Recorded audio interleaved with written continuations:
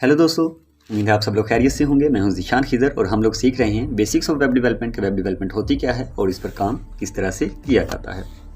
पिछली वीडियो में मैंने आपको बताया था कि टाइप्स ऑफ वेब डेवलपमेंट कितनी होती हैं और उनके बारे में आपको थोड़ा थोड़ा इंट्रोडक्शन दिया था। वह टाइप्स ऑफ वेब डेवलपमेंट क्या क्या है और किस टाइप की वेब डेवलपमेंट के अंदर हम लोग क्या काम करते हैं। आज की इसमें हम लोग देखेंगे, जो ये हमारी आज के वीडियो लेक्चर है, इसके अंदर हम लोग देखेंगे कि हमारे पास वेबसाइट डेवलपमेंट का जो प्रोसेस है वो क्या है। यानी कि आपको अब काम तो आता है, मगर आपने एक वेबसाइट को डेवलप करना है। तो एक वेबसाइट को डेवलप करते हुए आपको कौन कौन से काम हैं या फिर कौन सा फुल वे है, कौन सा रास्ता है जिस पे चलते हुए, कौन सा प्रोसेस है जिसको फॉलो करते हुए आप लोग एक वेबसाइट को डेवलप करते हैं।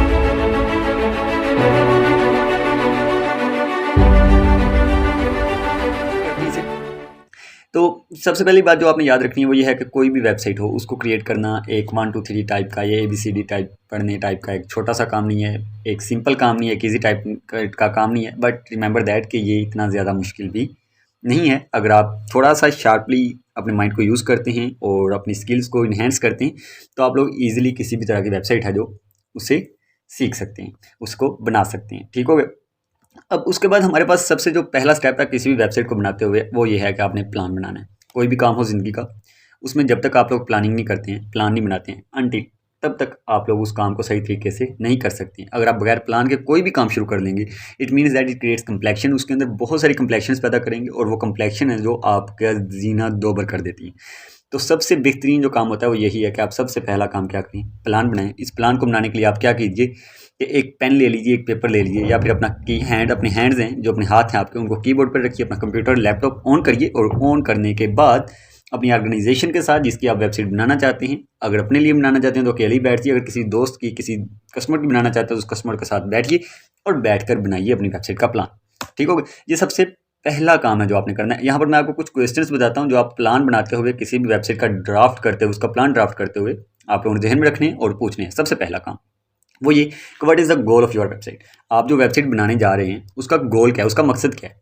ये चीज़ डिसाइड करेगी आपकी वेबसाइट की टाइप को, कि आप कैसी वेबसाइट बनाना चाहते हैं। तो पहला काम क्या करना है, आपने गोल चेक करना है कि वेबसाइट का गोल क्या है, कैसी वेबसाइट बनानी है। Next one is who are your audience. आप जो वेबसाइट बना रहे हैं ये किन लोगों के लिए, ठीक हो गया, और कौन से लोग हैं जिनको आप इस वेबसाइट पर लेकर आना चाहते हैं। ये दूसरा क्वेश्चन है जो आपने पूछना है और अपना प्लान बनाते हुए जहन में रखना है। ठीक हो गया। ये क्वेश्चन आपको हेल्प आउट करेगा आपकी वेबसाइट की टाइप को डिसाइड करने के लिए और ये डिसाइड करने के लिए कि आपको कितनी एफर्ट्स की ज़रूरत है आपकी वेबसाइट के लिए। उसके बाद नेक्स्ट वन इस कि आपकी जो वेबसाइट है उसकी टाइप क्या है। वो बेसिक इन्फॉर्मेशनल है, मेंबरशिप टाइप की है, ऑनलाइन स्टोर टाइप की है, यानी कि आप उस पर कुछ चीज़ें सेल परचेज कर रहे हैं, उस पर लोगों को बकायदा मेंबरशिप देना चाहते हैं, या फिर जस्ट एक बेसिक सिंपल वेबसाइट आपने बनानी है जिस पर आप चीज़ों के बारे में बेसिक इन्फॉर्मेशन है जो वो प्रोवाइड करेंगे। तो इस तरह की और भी बहुत सारी टाइप्स हैं, तो आपने ये डिसाइड कर लेना है कि आप वेबसाइट पे क्या प्रोवाइड कर रहे हैं। Then the next one question is वो ये है कि कौन सा कंटेंट है जिसको आप इस पर पब्लिश करना चाहते हैं वेबसाइट पर। वो कंटेंट मिकदार में कितना, यानी कि उसका वॉल्यूम क्या है और उस पर कंटेंट का पर्पस क्या है। आया कि ये एक एजुकेशनल पर्पस रखता है, एजुकेशनल कंटेंट है, तो इसी फैशन वगैरह के अबाउट है, या फिर बुक्स से रिलेटेड है, या फिर ये कोई सोशल मीडिया गैदरिंग टाइप का, इस तरह की कोई आपका मीटअप प्लान्स वगैरह हैं, इस तरह कुछ चीज़ें। तो आपने ये डिसाइड कर लेना है कि आपका जो कंटेंट आप पब्लिश कर रहे हैं उसका वॉल्यूम क्या है, वो कंटेंट कैसा है, उसका मकसद क्या है और उसका पर्पस वगैरह क्या है। Then the next one is आपने ये देखना है कि आप अपनी वेबसाइट को किस तरह से स्ट्रक्चर कर सकते हैं, उसमें कौन सी चीज़ को किस जगह पे रखेंगे ताकि आपको एक बेहतरीन नेविगेशनल एक्सपीरियंस मिले। आपको इस तरह से उसे अरेंज, ये बिल्कुल ऐसी है जैसे आप एक कमरा डेकोरेट कर रहे हो, तो इस कमरे के अंदर आपने किस तरह से चीज़ों को तरतीब देंगे कि आपकी एक्सेस है जो चीज़ों पे आसान से आसान तर हो जाए। तो इसी तरह से आपने सोचना है कि आपकी जो वेबसाइट है उसका स्ट्रक्चर कैसा होना चाहिए ताकि आपको एक बेहतरीन नेविगेशनल एक्सपीरियंस है जो वो मिल सके। उसके बाद ये आपने देखना है जो मोस्ट इंपॉर्टेंट क्वेश्चन और एक फंडामेंटल क्वेश्चन भी है कि आपकी वेबसाइट है जो उसका बजट क्या है। आपने अपने बजट को अंडर अपने जहन में रखना है और उस बजट के अंदर रहते हुए आपने अपनी वेबसाइट को बनाना है। उसके बाद जो है आपने क्या करना है, एक वायर फ्रेम बनाना है। वायर फ्रेम क्या होता है, वायर फ्रेम आप एक ब्लूप्रिंट होता है, एक नक्शा होता है। जैसे आपने कोई भी मकान बनाना हो तो पहले हम उसका एक नक्शा बना लेते हैं, इसी तरह से वेबसाइट बनाते हुए हम लोग एक वायर फ्रेम बनाते हैं जिसको डेवलपर्स इसी नक्शे को, इसी ब्लूप्रिंट को एक वायर फ्रेम का नाम देते हैं, साइट मैप का भी नाम देते हैं। ठीक हो गया।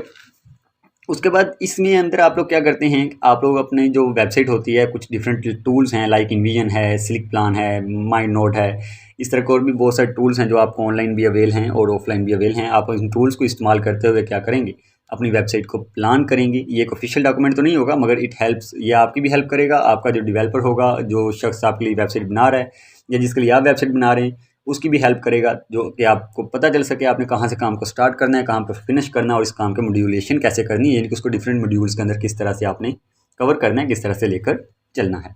उसके बाद इसी वायर फ्रेम के अंदर कुछ क्वेश्चन मैं आपको बताता हूँ जो आप इस वायर फ्रेम को बनाते हुए अपने जहन में रख सकते हैं, जिनके ज़रिए से आप एक अच्छी वेबसाइट है जो उसे डेवलप कर सकते हैं। वो ये है कि what individual page do you want, आप कौन कौन सा पेज है जो अपनी वेबसाइट पर लगाना चाहते हैं और किस पेज पर कौन सा कंटेंट डालना चाहते हैं, ये आपने डिसाइड कर लेना है। यानी कि कितने पेजेस होंगे आपकी वेबसाइट पर, आपने ये डिसाइड करना है, और उसके बाद ये डिसाइड करना है कि किस पेज पर कौन सा कंटेंट होगा। ठीक हो गया। उसके बाद जो आपने करना है कि आपने पेजेस तो बना लिया, अब इन पेजेस को आपने कैटेगराइज कैसे करना है, डिफरेंट उनकी क्लासिफिकेशन कैसे करनी है, उनकी डिफरेंट क्लासेस किस तरह से बनानी है, होम पेज कौन सा रखना है और सब मेन्यू में कौन सा रखना है, मेन्यू पेजेस में कौन सा रखना है, किस पेज को फर्स्ट पे आना है, किसको बाद में आना है, ये सारी चीज़ें आपने डिसाइड कर लेनी है।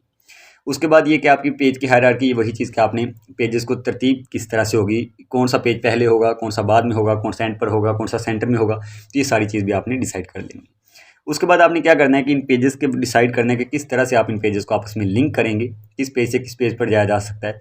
आया आपको लास्ट पेज पर जाने के लिए हमेशा फर्स्ट पेज से आगे आप जा सकते हैं, या फिर आपको वन आफ्टर वन हर पेज से मूव करते हुए लास्ट पेज पर जाना है। ये चीज़ आपने डिसाइड कर लेनी कि आप पेजेस को आपस में लिंक किस तरह से करेंगे। उसके बाद आपने ये देखना है कि कौन कौन सी कैटेगरी है, कौन कौन सी चीज़ें हैं जो आपके वेबसाइट के लिए ज़रूरी हैं, आपके यूज़र एक्सपीरियंस के लिए ज़रूरी हैं, उनको आपने देख लेना। उस हिसाब से जो अननेसेसरी थिंग्स होंगी उन्हें रिमूव कर देना है, जो नेसेसरी थिंग्स होंगी उन्हें ऐड कर देना, और इस तरह से लेकर आपने अपने पेज को आगे चलना है, अपनी वेबसाइट को आगे लेकर जाना है। तो ये होता है वायर फ्रेम, यानी कि एक ब्लूप्रिंट बनाना किसी भी वेबसाइट के बारे में। उसके बाद थर्ड स्टेप है जो आपका, वो होता है आपने फर्स्ट स्टेप में क्या किया, फर्स्ट स्टेप में आपने प्लान कर लिया, प्लान के बाद आपने उसका वायर फ्रेम बना लिया, वायर फ्रेम के बाद आपने जो थर्ड स्टेप है वो है आपके लिए कोड लिखना। इस स्टेप में आप लोग क्या करेंगे कि अपने वेबसाइट जो आपने कोड प्लान बनाया उसके अकॉर्डिंगली उसका फ्रंट एंड कोड लिखेंगे, फ्रंट एंड के साथ उसका बैक एंड कोड लिखेंगे। इसके लिए जो डिफरेंट लैंग्वेज हैं उसे आप यूज़ करेंगे, लाइक HTML है, CSS है, जावा है, इन सारी लैंग्वेज को हम आगे चल के पढ़ेंगे। तो इन सारी लैंग्वेज के अंदर जिस लैंग्वेज की जहाँ पर ज़रूरत होगी उन्हें इस्तेमाल करते हुए आपने अपना कोड लिख लेना। कोड लिखने के बाद आप उसे चेक करेंगे क्या वो कोड सही काम कर रहा है या नहीं कर रहा है। ठीक है। उसके बाद आपने बैकएंड अपनी वेबसाइट का फ्रंट एंड बनाना है। फ्रंट एंड के बाद आप क्या बनाएंगे, बैकएंड बनाएंगे। बैकएंड के लिए आप उसकी बैकएंड की जो नेसेसरी लैंग्वेज हैं, जैसे कि सर्वर होता है इसमें एक, तो उसे देखेंगे, उसे बनाएंगे। अपने सर्वर्स के लिए काम कर कोड लिखेंगे। आप अपने कंप्यूटर्स के लिए, अपनी डेटाबेस है, अगर आपके पास डेटाबेस है आपकी वेबसाइट के बैकएंड पे, तो आपने डेटाबेस के लिए कोड लिखना है। ये SQL वगैरह में लिखी जा सकती है, तो उन पे आपने काम करते हुए अपना बैकएंड भी प्रिपेयर कर लेना है फोर्थ स्टेप के अंदर। फोर्थ स्टेप के बाद आपके पास क्या होता है, इसके बाद आपके पास क्या है, आपने डोमेन नेम हासिल किया। यानी कि आपने क्या किया, आपने फ्रंट एंड बना लिया, बैक एंड बना लिया। बना बैक एंड और फ्रंट एंड बनाने के बाद आपको अब एक डोमेन नेम चाहिए। डोमेन नेम क्या होता है, जैसे मैंने आपको पहले लेक्चर में बताया था कि किसी भी वेबसाइट का एक IP एड्रेस होता है, एक यूनिक एड्रेस होता है जो हमें उस तक लेकर जाता है। इस तरह से किसी भी वेबसाइट का एक नेम भी होता है, जो बेसिकली उसी IP एड्रेस को आप यूँ समझ लीजिए कि आप अल्फ़ाबेटिकल नेम एक दे देते हैं, तो ये जिसे आप आसानी से याद रख सकते हैं। IP एड्रेस क्योंकि डिजिट्स में होता है और उसे याद रखना बहुत मुश्किल काम है, लिहाजा हम एक डोमेन नेम देते हैं जिसके ज़रिए से आप वेबसाइट को फाइंड आउट करते हैं। जो डोमेन नेम आपके IP एड्रेस के साथ क्योंकि जुड़ा होता है, इससे आप इसे फाइंड आउट करते हैं, इसे तलाश करते हैं और आसानी से याद भी रखते हैं। तो ये डोमेन नेम है जो आपने लेना है। ये डोमेन नेम आपके पास मुख्तलिफ जगहों से आप इंटरनेट से इसे परचेज़ करते हैं बाकायदा तौर पे। जैसे लाइक जो आपका डोमेन नेम है तो उसे आप परचेज़ करने के बाद एक ऐसा नेम परचेज़ करते हैं जो रजिस्टर होता है ICANN के साथ, यानी internet corporation for assigned name and numbers के साथ रजिस्टर्ड होता है। इसको आप हासिल करने के बाद अपनी वेबसाइट को वो डोमेन नेम देते हैं और उसके बाद उसे अपलोड करने का प्रोसेस आता है।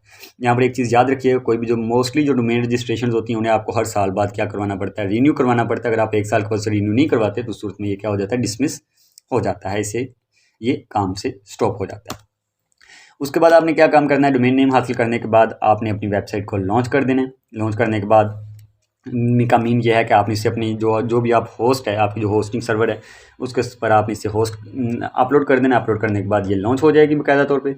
उसके बाद फिर अगला काम आता है कि आप अपनी वेबसाइट को टेस्टिंग करें अपनी टीम के साथ मिलकर, उसके अंदर जो प्रॉब्लम्स हैं उनको, जो ड्रॉबैक्स हैं उन्हें ख़त्म करें, उसकी SEO करें, सर्च इंजन ऑप्टिमाइजेशन करें, अपनी वेबसाइट को रैंक करवाएं, रैंक में लेकर आएँ और उस पर अच्छे से अच्छा कंटेंट डालते हुए काम करें। ठीक हो गया।